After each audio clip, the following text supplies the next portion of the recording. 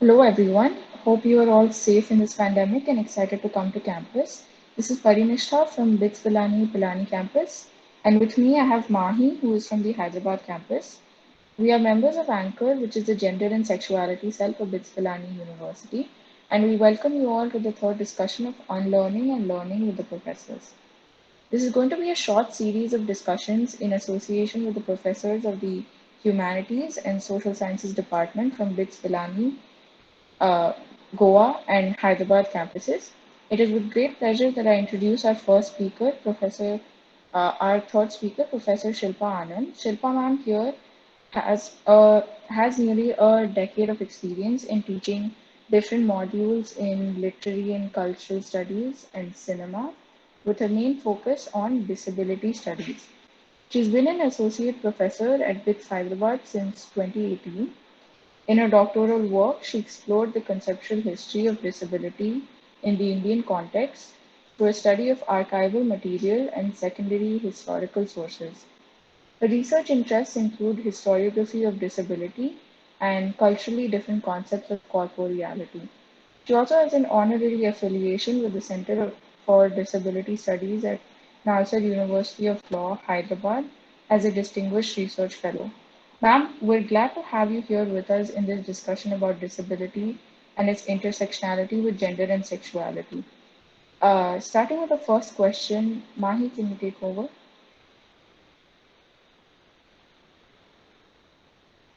Mahi, you're on mute. Starting with the first question, I'd like to ask you what are some of the assumptions and stereotypes that people have surrounding disability and people with disabilities? Okay. Thank you for having me at this interaction, and I think one should commend the work that Anchor does in bringing together conversations across different kinds of categories and ideas. So I just wanted to congratulate you on that, and also thank you for picking up on disability. It's not usually a topic that everybody wants to engage with very readily, and I think that's where I want to begin responding to this question about assumptions and stereotypes, right, about disability as well as disabled people. One of the overarching stereotypes that exist is that disabled people are not considered to be productive members of society. So we often think of disability as something that's not among us and within us, but as something that's exterior.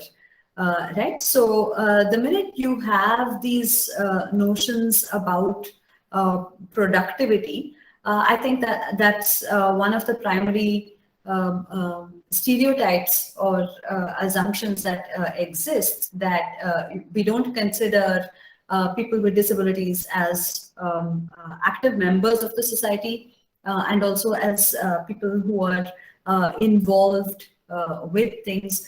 On this, on the same count, we also don't want to identify as disabled, right? There are lots of barriers around us that keep us from identifying as disabled. So that would be a related assumption.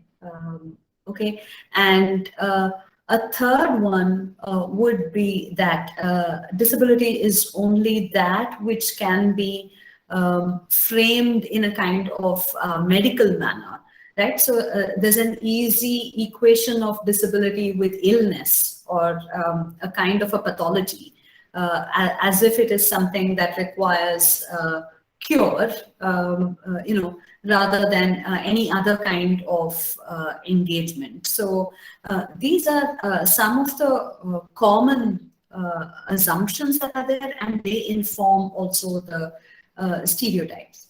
Right, and one of the major issues is that we're very quick to create boundaries between able-bodiedness and disability, or if we want to use another set of phrases, between non-disabled people and disabled people.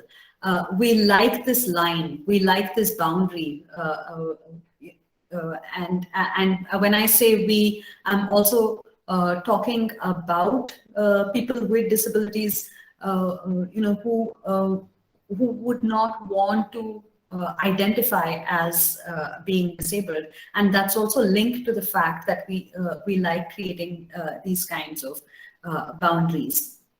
So if I may add that it may be more useful to think about disability and able-bodiedness as part of the same continuum, or as as 2 points in a circle, right? So we can think of disability then as a fluid category, as something that we may be in and out of. It's important to consider, that anybody who identifies as being able-bodied, as being non-disabled, is also only in a temporary situation of able-bodiedness, right? So the label that's used there is TAB, or temporarily able-bodied, that everyone's only able-bodied for a temporary period of time, that one can move in and out. Another assumption I think that informs a lot of misconceptions about disability is that one can only know about disability through medical or psychiatric knowledge and knowledge systems and experts, and not through the lived experiences of people with disabilities ourselves. So I think that's where a major kind of assumption exists, that the knowledge about disability is kind of handed over to people who are not disabled, and also people who may not think of disability as a social category and think of it only as a medicalized one. Okay. So moving on to our second question, Parinishta, I'd like to ask you. So we were speaking about disability as a social identity.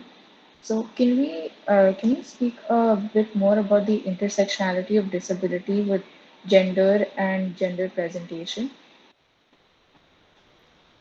Yeah, thank you for that question, because I think it's important to recognize that it's not possible to think of disability as a standalone category, that it's always enmeshed with gender. Gender and disability are deeply intertwined, right?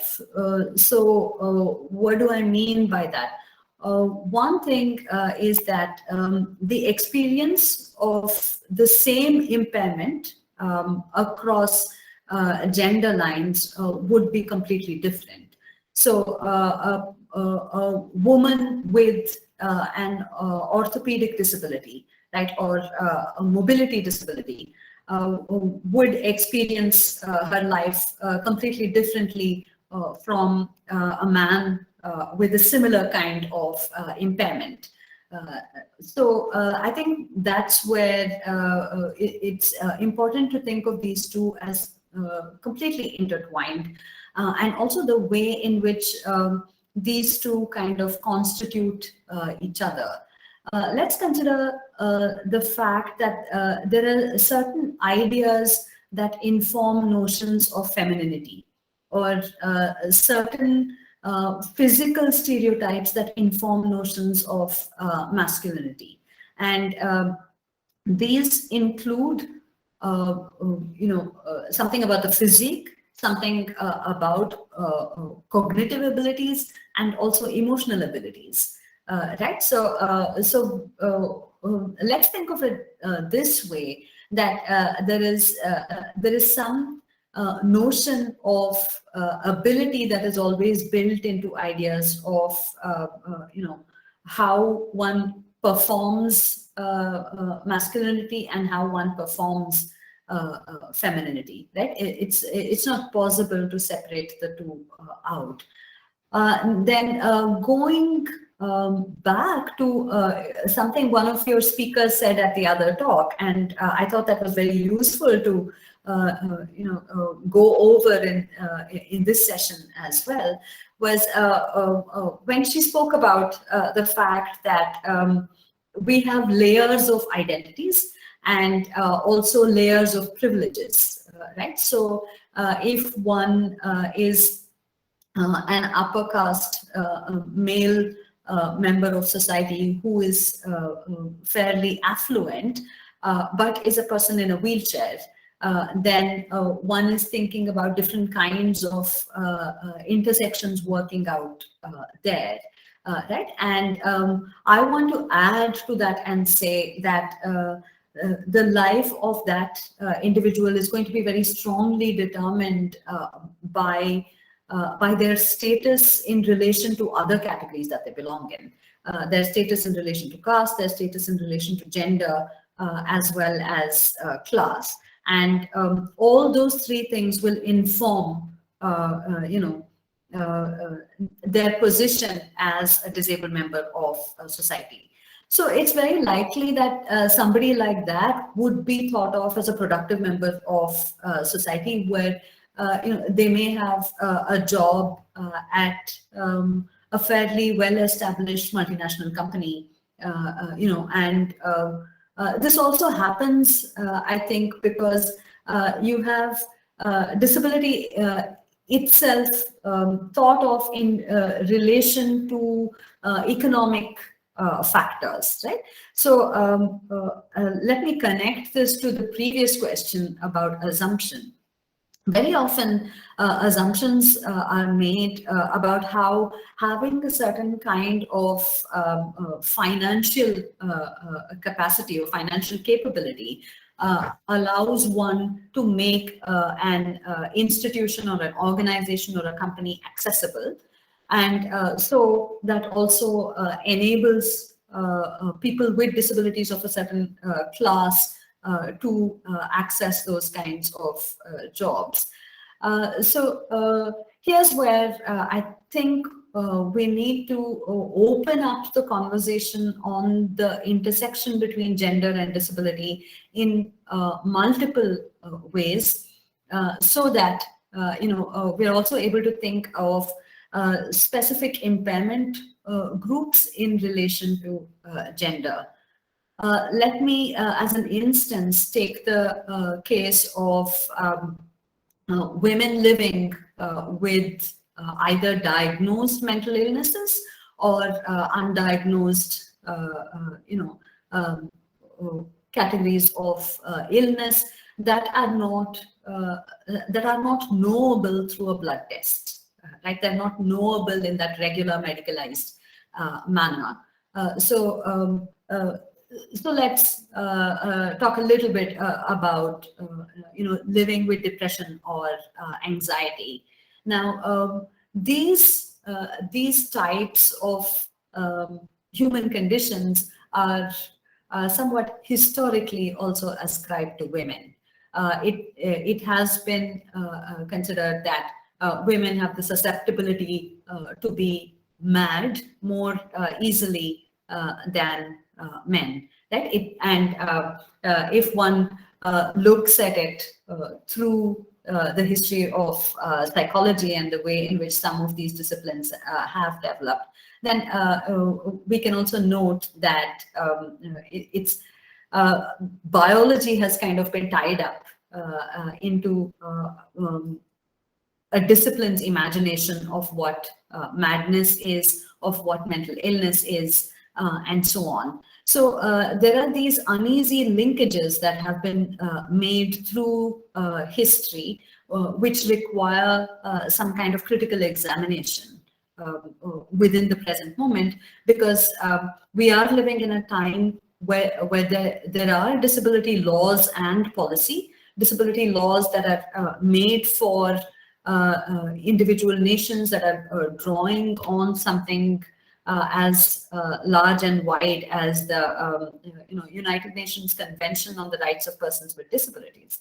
And I think that's important to take into consideration, because the UNCRPD, this document that I'm referring to, actually has a separate section on women with disabilities, right? Because it considers the fact that women with either congenital disabilities, right, or ones that are acquired later because of social circumstances, let's say both depression and anxiety are instances of that, experience types of vulnerabilities, right, that are very specific and peculiar, okay, to women with disabilities. I think this is also a moment when one can think about how women who are deaf and women who are deaf in certain classes of society have also had the dreadful experience of being subject to sexual violence, right? And here's where I think we need to think about the fact that there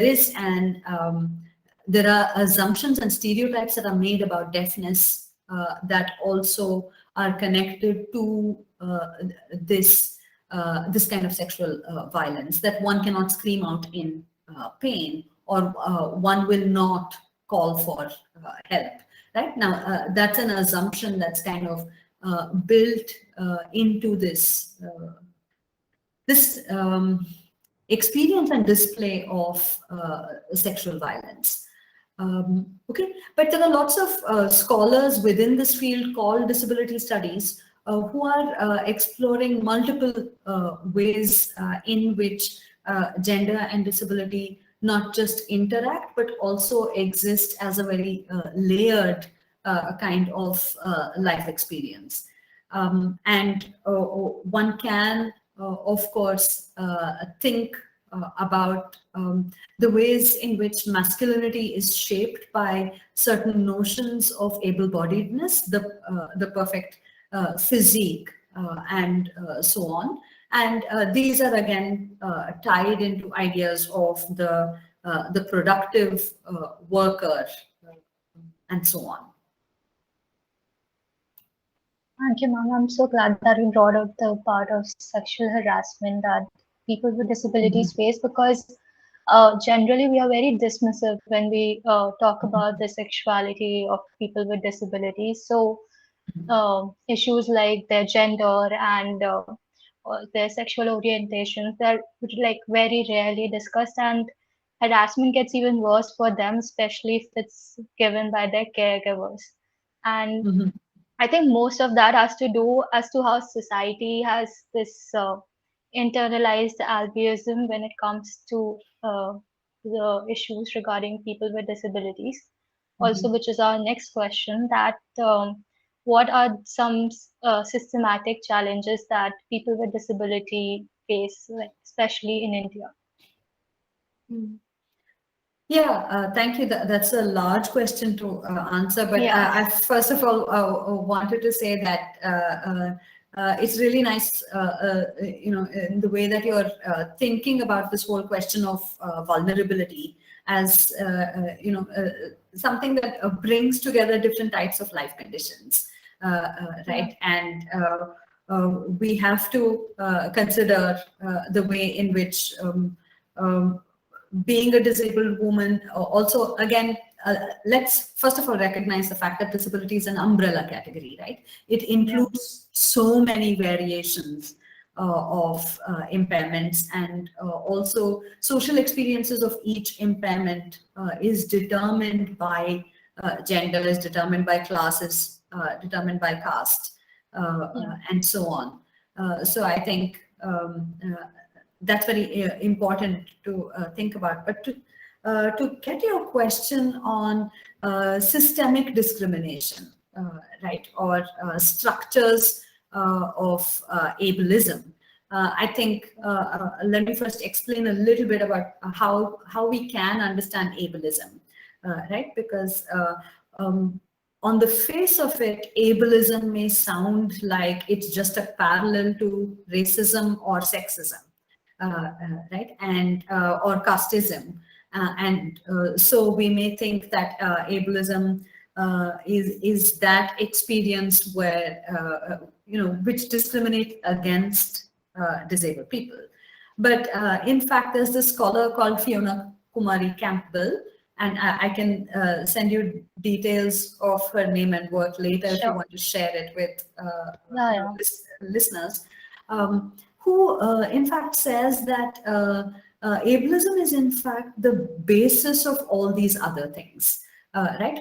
It's the basis of sexism, racism, casteism, and other forms of discrimination, because ableism as a concept allows us to think about how structures are made for able-bodied people.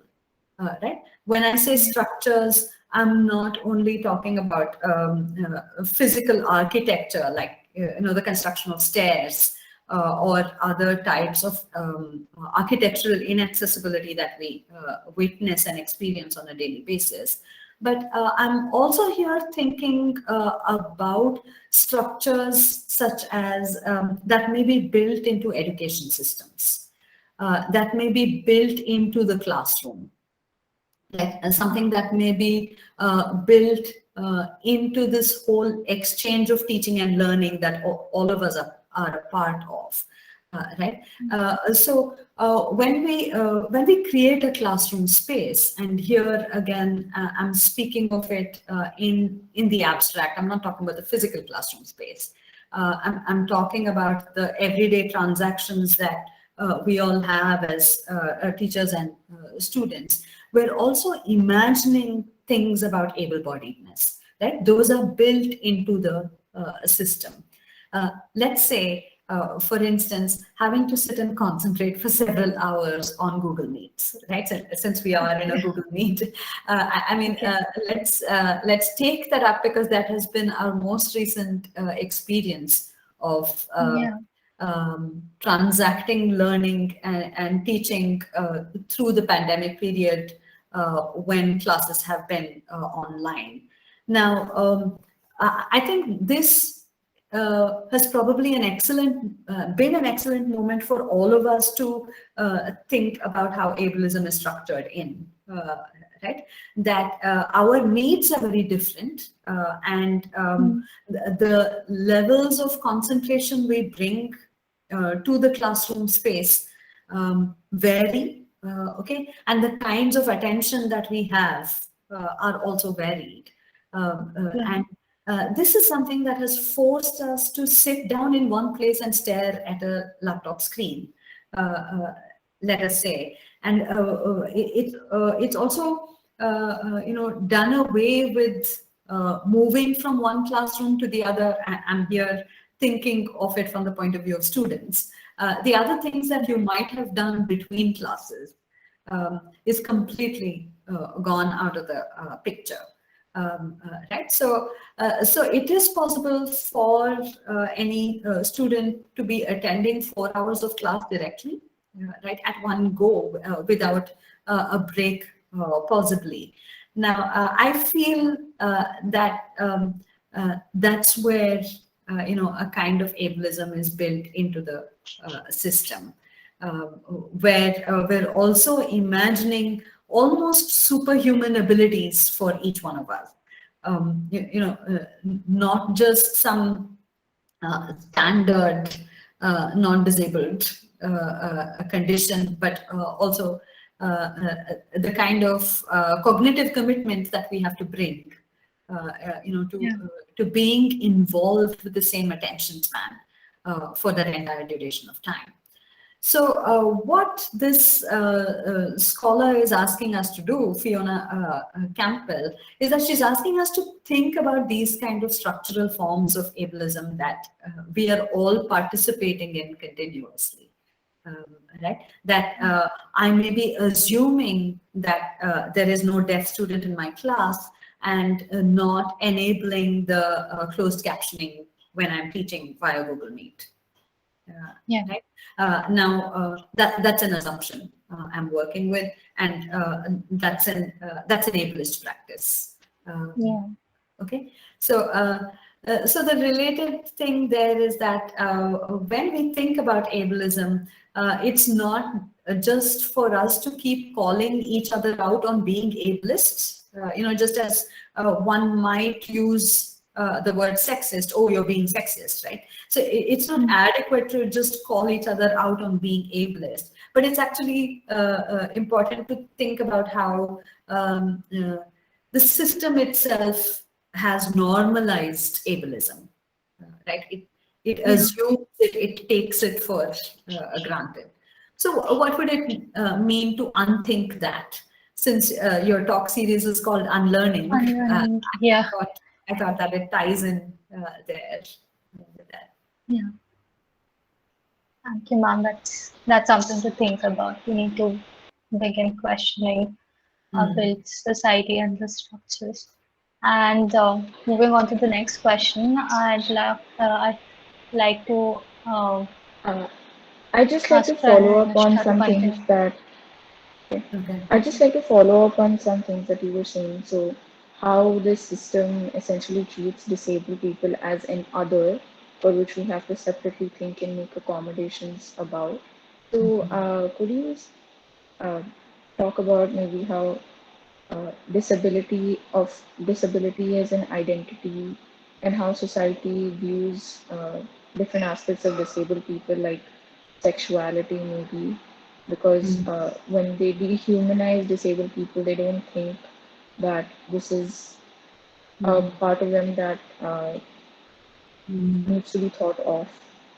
Yeah, sorry, I wanted to talk a little about that previously because I think the point that was being made very interestingly was that there are stereotypes about disability and sexuality, or stereotypes about people with disabilities and their sexuality. Maybe I'll begin with that, and if I lose track, you can ask me another question that helps me come back on track. So yeah, I think we see multiple kinds of stereotypes playing out, right? And these are also assumptions that we have. Now, one is that there is hardly any imagination of people with disabilities as sexual beings. And I think a lot of films have engaged with that idea quite interestingly. Perhaps the film that made a bit of a splash was Margarita with a Straw. If you recall, some years ago, this is it's actually a film that's based on the life narrative of a woman with cerebral palsy, right? So it's Malini Chib's book, which is called One Little Finger, that was adapted into this film. And it was very interesting to hear of people's reactions to that film, because here was a film that was presenting a young woman who is disabled as also being sexually active, right? And somehow the dominant reaction that I heard from people was that, oh, India is not ready for this film, right? Or India is not ready to think about this. And let's set aside the fact that we're focusing only on India, but it made me think that this whole reaction is also saying that we're not ready to think about disabled people as sexual beings. Right, so there are very extreme stereotypes that are associated with sexuality and disability. On the one hand, we think of people with disability as not sexual. On the other, there's also this imagination of people with disabilities as oversexed in some sense, if one can call it that.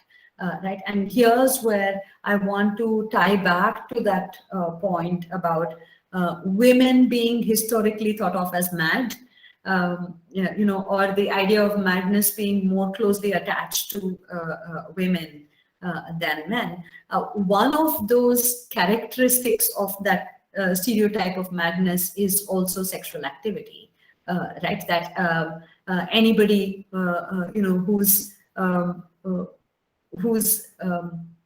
considered to be desiring, is also thought of as an anomaly, as an abnormal person. So I think, that hopefully responds to your question about these normative notions of sexuality and disability that are constructed over time. Yeah, thank you, ma'am.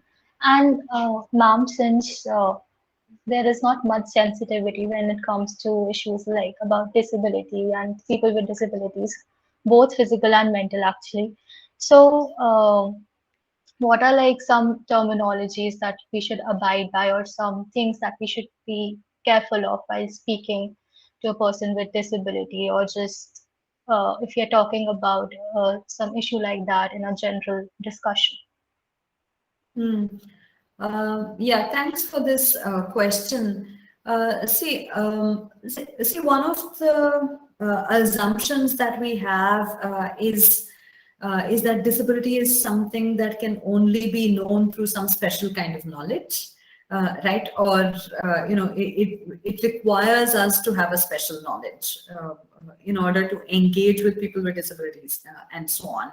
But this kind of an idea is disallowing us to think about the fact that even among us, we may be people with disabilities, but not willing to identify as such, right? And some of this has to do with language, with words, because let's face it, words are also social actions. Right, when you use a word, when you speak of something, that narrative that you've constructed is a social action. So it's important to consider that words do damage, they're hurtful, harmful, and so on. Which is why I was using the sign of scare quotes to talk about mad, right? Because mad is a complex term to deal with. On the one hand, it has been used to discredit people. Even in everyday parlance, when we say, hey, you're mad, you're crazy, right? You're saying that you're completely unpredictable, right? But we don't use the word unpredictable, we're using this short form. But when we do that, we're also sending out negative stereotypes about what it means to be mad or crazy, while not considering the reality that some of us may live with diagnosed or undiagnosed forms of madness, right? But the fact that this is discredited in everyday language would make us hesitate from associating either with anxiety or depression or any other form of psychosocial disability. So I think the point I'm trying to make is that we can have an open-ended conversation about language. Language is continuously evolving. There's no such thing as a term that we identify now that will work for all time, right? It's something that keeps changing. So the two trends that have emerged in terms of terminology of people with disability is one is called identity first language, where the phrase disabled people, right, is a phrase that is identity first, because it's putting disabled right at the beginning. It's not hesitating about it. It's not saying that you need to cover it up with some euphemism like differently abled, right? Now, differently abled has been identified as a problem term by people with disabilities. Right, so disabled people themselves have called out this term, saying that it's too euphemistic, it's not allowing us to identify as disabled people, and you're also trying to cover up something and make it sound nice, because if you think of the exact meaning of the phrase differently abled, it actually means nothing, right? Each one of us is differently abled from the other, but it's very strange that non-disabled people don't call themselves differently abled. It should be a term that all of us use, right? But we're not using it. So and it's a term, that cashes in on this whole idea of wanting to be politically correct. But the problem with this whole notion of political correctness is that you just want to use safe terminology. You don't care about whether there are ramps. You don't care whether your educational structure is accessible and all of that. You just want to use language that is that sounds cozy and cool. So to come back to the two kinds of distinctions that have been made, one is identity first language, such as in the phrase disabled people. The other one is people first language, which is people with disabilities, right? And that's and I've been using both these phrases intermittently and not necessarily distinguishing between the two. But that also emerged because of disabled people's movements across the world, where there were activist groups, self-advocates of disability, who said that we prefer the phrase people with disability because that puts the person first. So these are different preferences that exist. But I hope that the takeaway from this discussion is that there is no fixed way. There's definitely a need to identify harmful terminology. Right. So cripple, I think, is a word that has been robustly rejected by all people all over the world. But let's keep in mind that we're only dealing with English terms, right? And it's important to also think about disability as a phenomenon that we experience linguistically through all languages. It's not something that's restricted to English. But on that note of cripple, I think I want to add the word crip, C-R-I-P, which has been reclaimed just as the word queer has been reclaimed. And so the word crip is used as a non-binary term, where one doesn't have to identify either as disabled or as non-disabled. But it's just a word that implies a certain kind of complexity, a recognition of accessibility needs, and also the embracing of a more playful kind of identity that recognizes difference of various kinds. So it's included a cutting of the word cripple, but using crip, it's also an insider term, right? So Crips will use it among ourselves. I mean, we'll use it among ourselves, but so it's a culture that has developed around this. That's a great umbrella word. And now Parinishta would like to ask you the last question of this interview.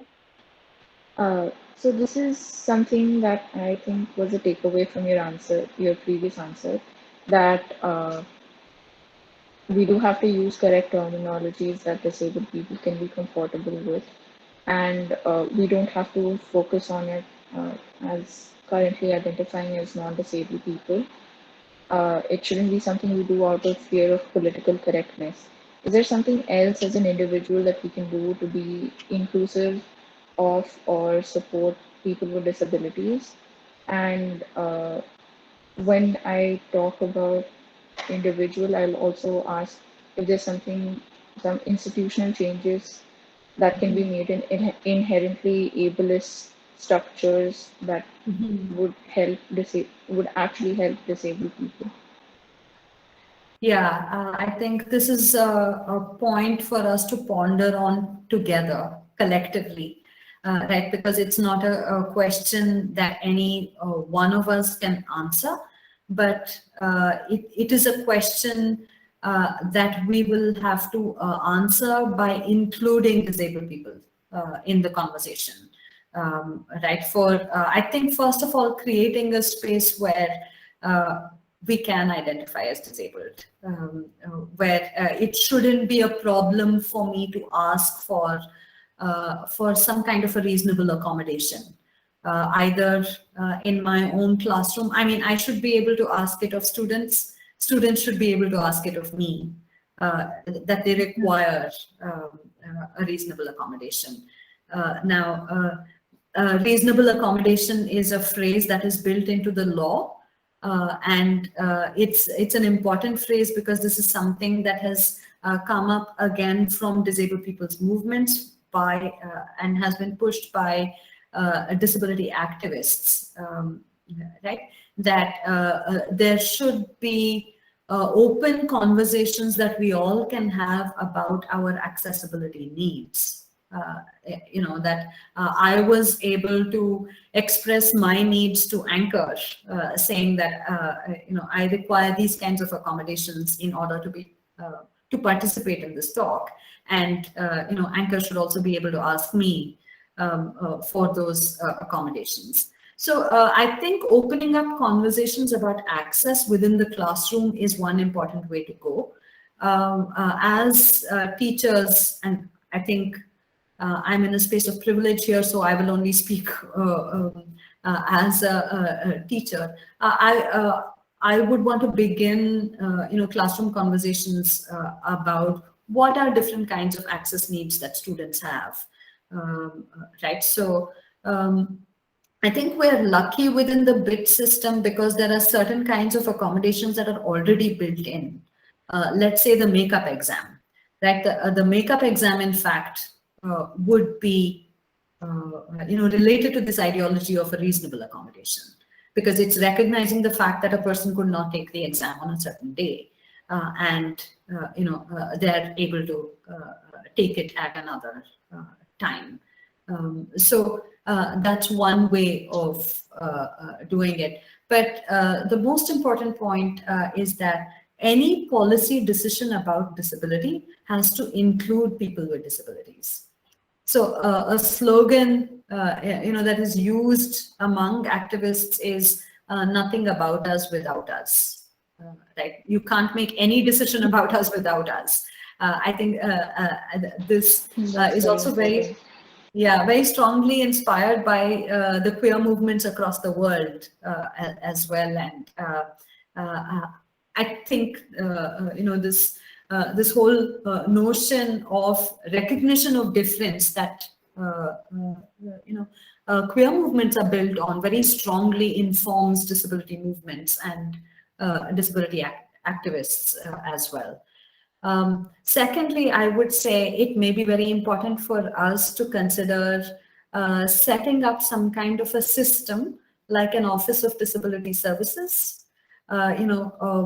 A lot of other institutions in the country and abroad have these offices of disability services that provide different kinds of support to students, faculty, and non-teaching staff with disabilities.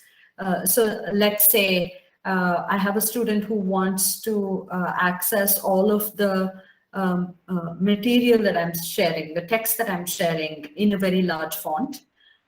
So I should, so the Office of Disability Services then provides all of the course material in that font size. Or if somebody wants only PDFs that, that need to be read by a software, a text-to-speech software, and not the image PDFs, right? Then the Office of Disability Services would enable that. Again, I think the idea of an Office of Disability Services takes into consideration that disability is not always congenital, that it can be acquired, that it can be acquired on the football field, It can be acquired, in a vehicular accident, or it could be acquired because of very hostile social situation, right? Where we are talking about both anxiety and depression as also socially acquired.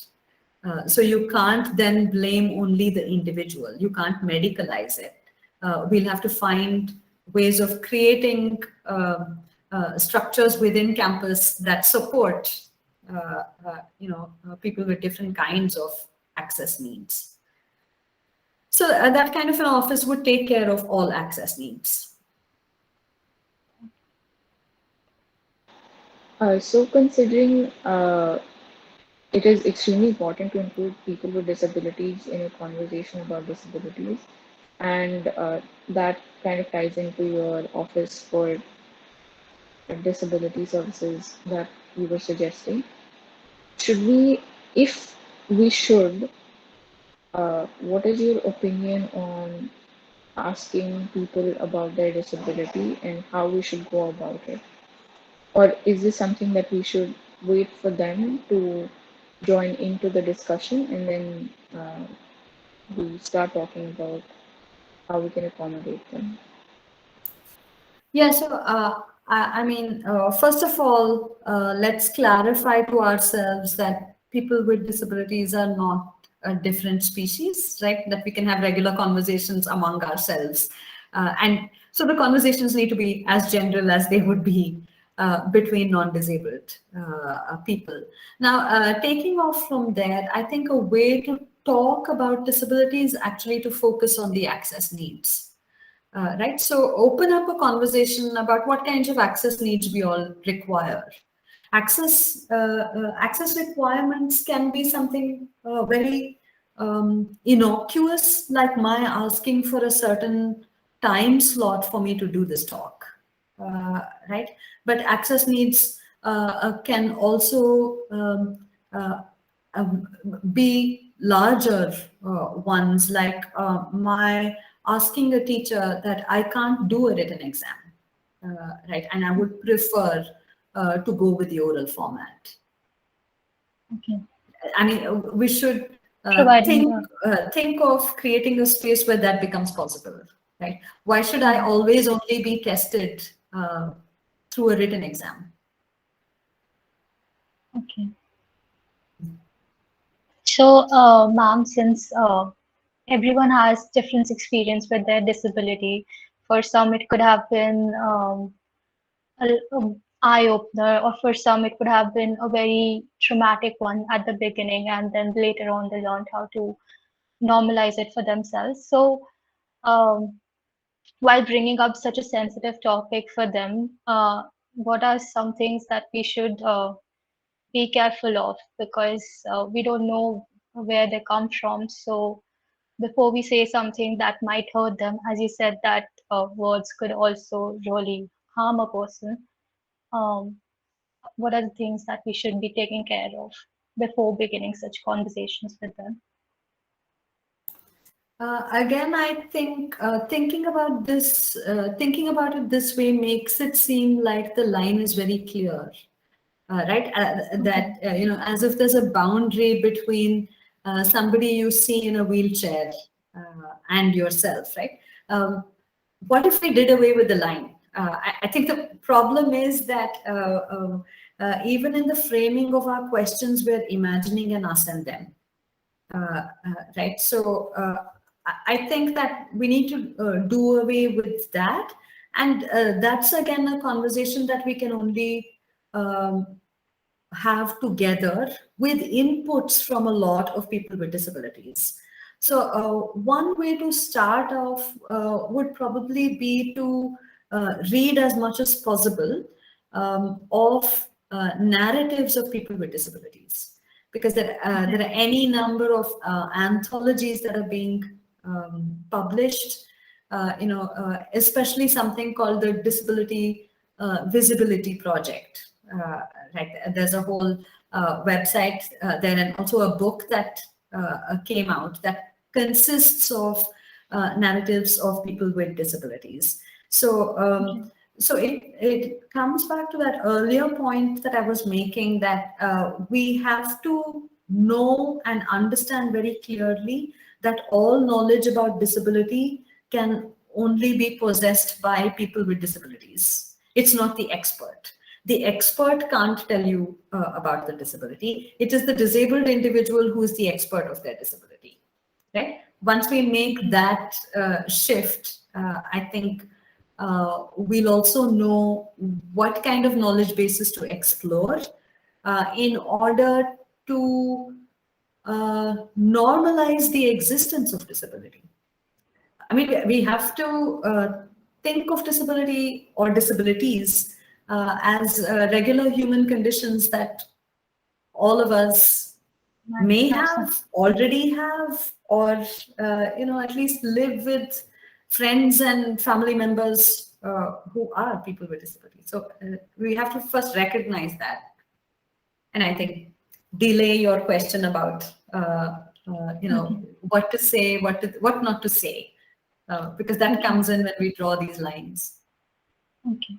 So even like from few questions that we kind of frame, it like you could see a little bit of a lack of empathy, I guess, even there, like as you even kind of pointed out. No, that's So where I want to step in and say okay, that I think this is great to start conversations.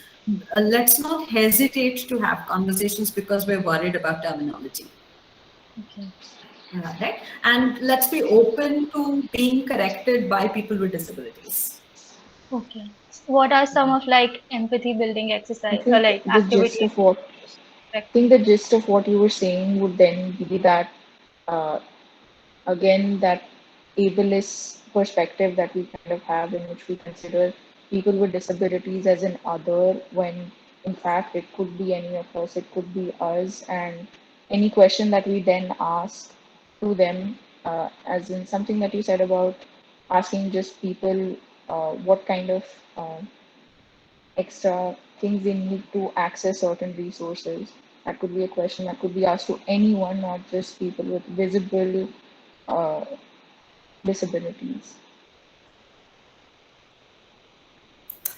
Sorry, I think you were asking about empathy building Yeah, exercise. some activities just to gain Uh, more, to empathize more and understand more.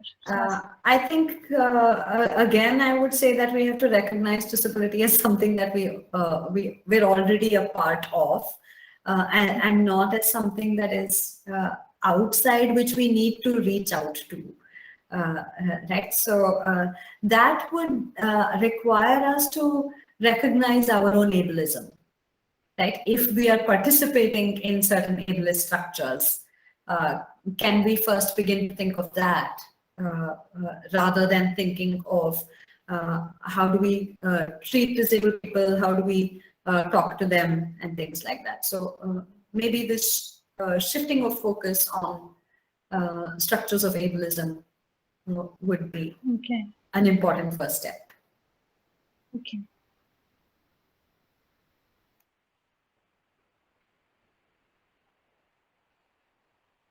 Thank you, ma'am. It's been a pleasure talking to you, and it was very informative and educational for both me and Parinishta. And I'm sure anyone who'd be viewing this would share the same views. And just thanks for sparing some time and being here today. Thank Thanks a you lot for again. thank you for asking these questions, and also for thinking of disability and gender intersectionality, and disability and sexuality intersectionality, right? Because that's already a way of ensuring that we make BITS a kind of a safe space. We've begun this conversation. So I hope that that will go a long way. Thank you all. Thank you, ma'am. Thank you so much.